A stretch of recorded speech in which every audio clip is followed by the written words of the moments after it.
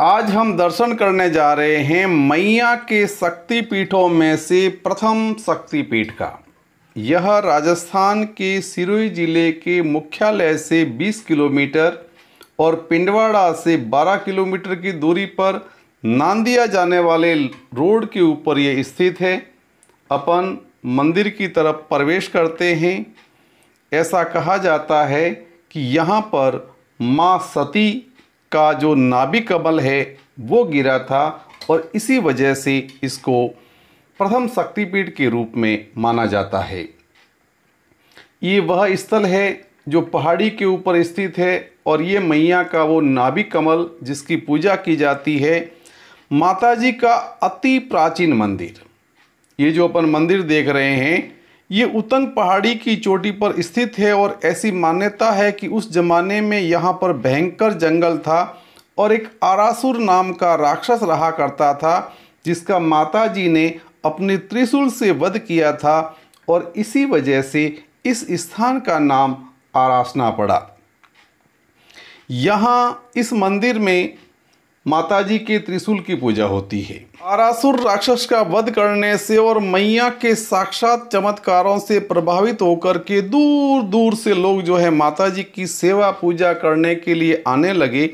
ऐसे ही माताजी की एक अनन्य भक्त थी जिसका नाम था माली समाज की दारमी बेन सोलंकी। वो नित्य ही माताजी की सेवा अर्चना करने के लिए पहाड़ी पर आती थी। सर्दी, गर्मी, वर्षा, आंधी, तूफान, कोई भी इस पूजा के अंदर नित्य नियम में कोई बाधा नहीं बन सके। माताजी इनकी भक्ति से अति प्रसन्न हुई।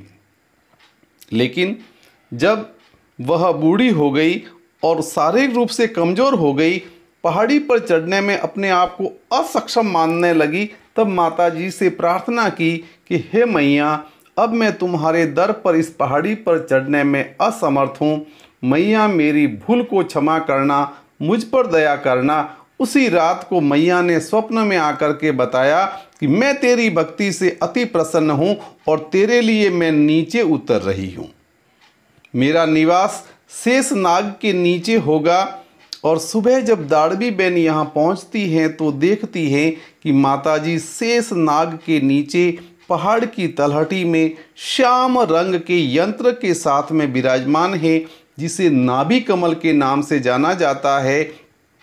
ये जो मंदिर अपन अभी दर्शन कर रहे हैं, यहाँ पर वही मैया के नाभि कमल की पूजा होती है और यहाँ आज भी उन्हीं दारमी बेन के वंशज जो हैं वो इस मंदिर के अंदर पूजा करते हैं।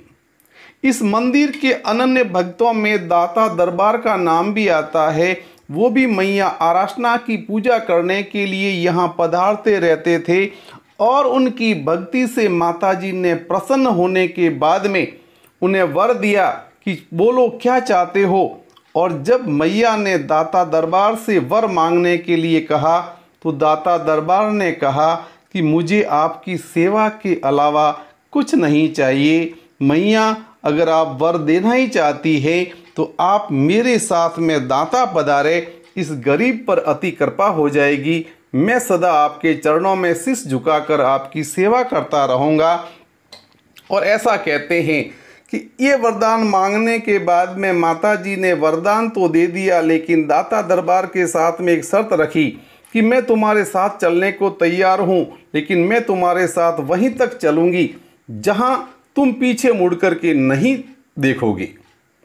और इसी शर्त के तहत माताजी जो है दाता दरबार के पीछे बजते हुए घुंघरुओं के साथ में वहाँ से प्रस्थान करती है। ऐसा कहते हैं कि वर्तमान के अंदर गुजरात का जो अंबाजी मंदिर है, वहाँ पहुँचने के बाद में मैया ने घुंघरुओं की आवाज़ को बंद कर दी।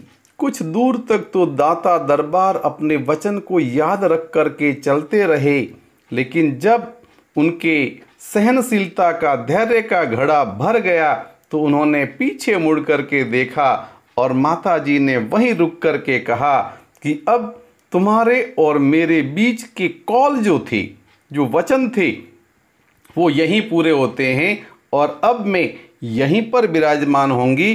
तुम्हें अपनी सेवा पूजा अर्चना करने के लिए तुम्हें यहाँ आना पड़ेगा।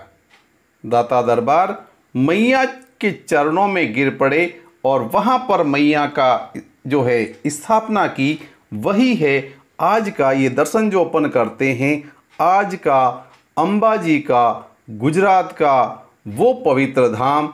यही आरासना की मैया है जो आरासना से दाता दरबार ने ले जा कर के वहाँ विराजमान की थी। ये आरासना के वो पवित्र जंगल जहाँ पर मैया विराजमान है। मैया की कृपा हम सब पर बनी रहे। बोलिए जगदम्बे मात की जय।